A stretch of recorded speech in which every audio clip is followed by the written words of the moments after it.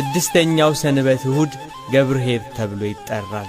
በንጹሕ የጾመ ወንድሙን በአንደበቱ ያልሸነገለ ደም ያላፈሰሰ ታማኝ አገልጋይ ወደ ጌታው ደስታ ይገባል፣ አዲሲቱን ምድር ይወርሳል እያለች በስድስተኛው ሳምንት ቅድስት ቤተ ክርስቲያን ትዘምራለች።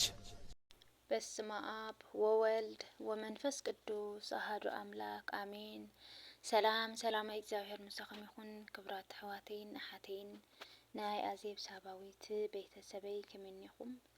ኣነ ሰላም ኣምላኽ ይመስገን። እንኳዕ ኣብፅሐኩም ንሻድሻይ ሰንበት ገብርኄር ናይ ዓብይ ጾም ሽምባር በረከት ክንካፈል ከዓኒ ዘመፅኒኹም ሞ ብላይክ ጀምርዎ ንኹሉ ክበፅሕ በረከት ክካፈል ሰብ። እሺ ገብርኄር ሻድሻይ ሰሙን አንታ ሕያዋይን እሙንን አገልጋሊ ጽቡቕ ገበርካ ብውሑድ ተኣሚንካ ኢኻ እሞ ኣብ ልዕሊ ብዙሕ ክሸመካ እየ። ማቴዎስ 25:22 ገብርኄር ማለት ሕያዋይ ተኣማኒ ርህሩህ ለባም ቁንዑሙን ሓቂ ዘለዎ ሰብ ማለት እዩ። መኽሊት ማለት ድማ በቀደም እዋን ናይ ክብደት መለክዒ እዩ ዝነበረ። ንጉስ ሰሎሞን ብግብሪ ካብ ህዝቢ ዝኣከቦ ወርቂ ብመኽሊት እናለክዐ እናመዘነ የቕምጦ ከም ዝነበረ ቀዳማይ ነገስት ምዕራፍ 10:14 ምናንን መኽሊትን በመጀመርያ ናይ ክብደት መለክዒ እዮም ዝነበሩ። ጊዜን ዓመታትን ከቁፅሩ ከለው ናብ ዕዳጋ ንብረት መግዝኢ መለወጢ መሸጢ ኮይኖም የገልግሉ ነበሩ። ናይ ምናን ብብር 100 ዲናር ይሸርፍ፣ ናይ መኽሊት ድማ ብብር 6000 ዲናር ይሸርፍ ነበረ ማለት እዩ። ብምስላ መንግስተ ሰማያት ከምቲ ክገይሽ ዝደለየ ሰብ ንሰለስተ ሰባት ገንዘቡ ዝሃቦም ወይ ድማ ዝዓደሎም ትመሰል። ነቲ ሓደ ሰብ 5 መኽሊት፣ ነቲ ካልኣይ ሰብ 2 መኽሊት፣ ነቲ ሳልሳይ ሰብ 1 መኽሊት ሃቦም ይብለና። እቲ ሰብ ገንዘብ ወሃባይ ባዕሉ ጎይታ ኢየሱስ ክርስቶስ መድኃኒ ዓለም እዩ። ኢየሱስ ክርስቶስ ንተኸተልቱን ዝተፈላለየ ውህብቶ ወይ ከዓ ታላንት ማለት ናይ ክፍቲ ውህብቶ ወይ ድማ ጥሪት ወይ ከዓ ናይ ገንዘብ ውህብቶ እዩ ዝነበረ። ሓደ ታላንት ካብ $1,000 ዝበለጸ ዋጋ ኣለዎ ማለት እዩ። እዚ ውህብቶ ስጋዊ ኮነ መንፈሳዊ ናይ ተፈጥሮ ክእለታትን ናይ መንፈስ ቅዱስ ውህብቶ እዮም። ብርሃነ ዓለም ቅዱስ ጳውሎስ ንሰብ ቆሮንጦስ ከምዚ ኢሉ መሃሮም፣ እምበኣር ከስ ዝተፈለየ ውህብቶ ኣሎ፣ መንፈስ ቅዱስ ግና ሓደ ንሱ እዩ። ዝተፈላለየ ኣገልግሎት ኣሎ፣ ጎይታና ኣምላኽና መድኃኒና ኢየሱስ ክርስቶስ ግና ሓደ ንሱ እዩ። ዝተፈላለየ ተግባር ወይ ድማ ስራሕ ኣሎ፣ እቲ ኣብ ኩላትና ኩሉ ሓደ ዝገብር እግዚአብሔር ግና ሓደ ንሱ እዩ። ግና ከምግላጽ ናይ መንፈስ ቅዱስ ጥቕሚ ብዙሓት እዮም።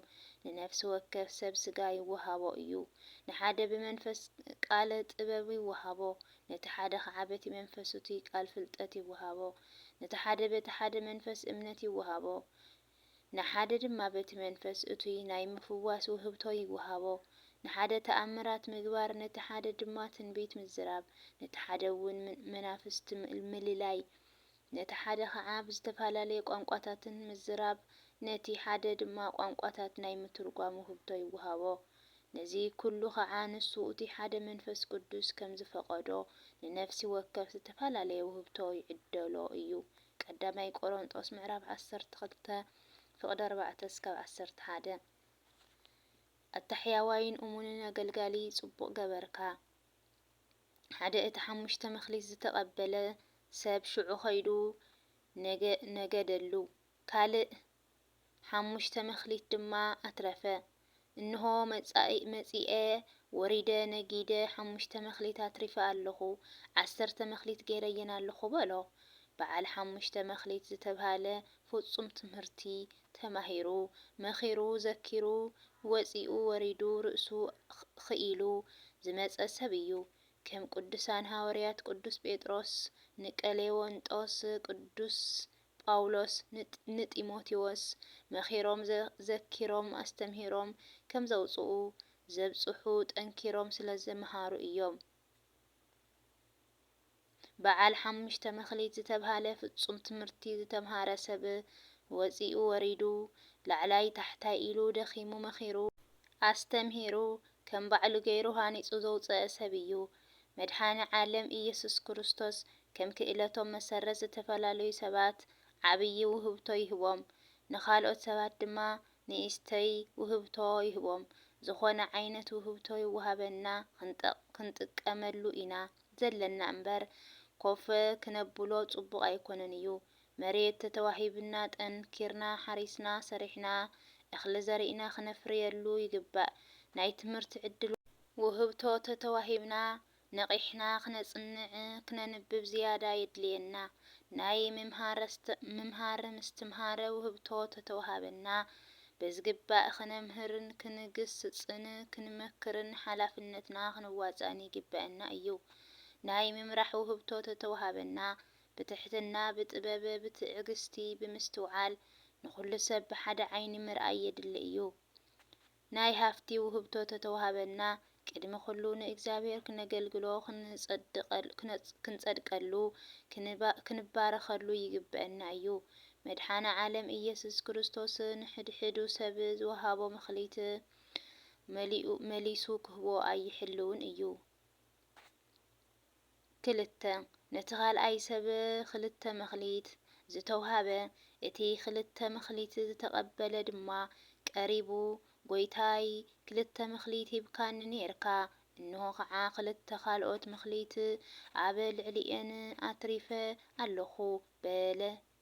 ጎይትኡ ከዓ ኣታ ሕያዋይን እሙንን ኣገልጋሊ ጽቡቕ ገበርካ፣ ብውሑድ ተኣሚንካ ኢኻ እሞ ኣብ ልዕሊ ብዙሕ ህዝቢ ክሸመካ እየ፣ ናብ ሓጎስ ጎይታኻ እቶ በሎ። ብዝተውሃቦ ብዝግባእ ዝተጠቐመሉ ኣገልገልቲ ተሸሊሞም ተመስጊኖም እዮም። ምክንያቱ ብምድሪ እናሃለዉ ብንእስተይ ነገር እሙናት ኮይኖም ብምርካቦም መድኃኔ ዓለም ኢየሱስ ክርስቶስ ብሰማይ ብዙሕ ነገር ሓለፍቲ ገይርዎም እዩ። ሳልሳይ እቲ ሳልሳይ ሰብ 1 መክሊት ዝተውሃበ ሰብ እቲ ሓንቲ መክሊት ዝተቐበለ ግና ኸይዱ ምድሪ ኹዒቱ ገንዘብ ጎይትኡ ሓብአ። ድሕሪ ነዊሕ እዋን ጎይታ እቶም ኣገልገልቲ መጺኡ ክጸባጸቦም ጀመረ። እቲ 1 መክሊት ዝተቐበለ ድማ ቀሪቡ ጎይታይ ዘይዘራእኻዮ እተዓጽድ ዘይበተንካዮውን እትእክብ ጨካን ሰብ ምዃንካ እፈልጥ እየ። ስለ ዝፈራሕኹ እውን ከይደ ነቲ መክሊትካ ኣብ ምድሪ ኲዒተይ ሓባእኽዎ። ሕዚ ከዓ እንሆ ገንዘብካ በሎ። ኣታ ኽፉእ ሃካይ ኣገልጋሊ ዘይዘራእኽዎ ከም ዝዓጽድ ዘይበተንክዎ ከም ዝእክብ ትፈልጥ እንተደኣ ነርካ ነቲ ገንዘበይ ንመሸረፍቲ ክትህቦ ምተገበአካ ነይሩ። ኣነ ከዓ መጺኤ ምስ ወለዱ ምወሰድክዎ ነይረ። እምበኣር ከስ ነቲ መክሊት ካብኡ ኣሕዲግኩም ነቲ 10 መክሊት ዘለዎ ሃብዎ። እቲ ኽፉእ ሰብ ኣገልጋሊ ርእሱ ንምክልኻል ፈተነ። ብመወዳእታ ናይ ባዕሉ ገንዘብ እኳ ክቐሪ ኣይከኣለን እዩ። እቲ ገንዘብ ተመንጢሉ ንኻልእ ሰብ ተውሃበ እምበር ብእግዚኣብሔር ኣገልግሎት እናሃለውና ብመንፈስን ብስጋን ብበረከትን ዘይንጥቀም እንተ ኾይንና ውህብተና ንምንጠል ኢና። መንፈስ ቅዱስን ንሕዝኖ እንተ ኾይንና ካባና ይርሕቐና እዩ። ጸጋና ይግፈፍ በረከት ዘይብልና ሰባት ንኸውን። ናይ እግዚአብሔር ውህብቶ ብዘይ ኣግባብ ዝትጥቀም ሰብ ቅጽዓቱ ብጣዕሚ ከቢድ እዩ። ብናይ እግዚአብሔር ውህብቶ ብፍቕርን ብትሕትናን ዘይንጥቀም እንተ ኾይንና እግዚአብሔር ምትላል እዩ ዝኸውን። ናይ እግዚአብሔር ተቃወምቲ ንኸውን ብግዲኡ እግዚአብሔር ድማ ይቃወመና ማለት እዩ። ካብዚ የድሕነና ኣብዚ ጊዜና ዘሎ ሰዓት ሕስድናን ስድነትን ይበዝሕ ኣሎ። ካብ መሬት ተላዒልካ ናይ እምነት መራሕቲ ምጽራፍ ይኹን ምውራድ ወይ ድማ ምግሳጽ ካብ ሓደ ኣማኒ እየ ወይ ከዓ ክርስቲያን እየ ዝብል ዘይሕለው ተግባር ይፍጽሙ ኣለው። ንሕና ንባዕልትና ካብ ኃጢአትን ካብ በደልን ምውፃእ ዘይከኣልና ሰባት እናሃለውና ንባዕልና ንጹህ ሰብ መሲልና ምዝራብ ኣድላይ ኣይኮነን። ክርስትና መሲልካ ኣይኮነን እዩ ኮይንኻ ምርካብ እምበር እቲ ክፉእ በዓል ሓደ መኽሊት ምኽንያት ብምቕራብ ብምጽራፍ ገንዘቡ ከተርፍ ኣይከኣለን እዩ። ናይዚ ሰብ ዕድል ከይገጥመና እንጠንቀቕ።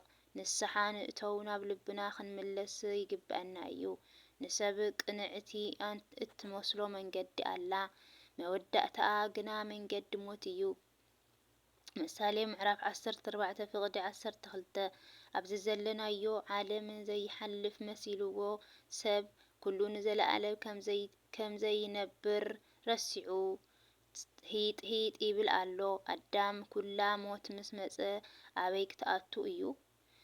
ንስሓ እቶ ኣይኣትውን ቁረብ ስገድ ገና ቆልዓ እንድየ ጸሊ ለምን ሕሊና ብትን እናበለኒ ክጽልይን ክልምንን ኣይከኣልኩን።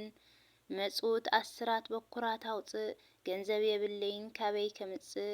ንጽድቂ ክኸውን ከሎ ገንዘብን ጽቡቕ ሓሳብን ይጠፍእ።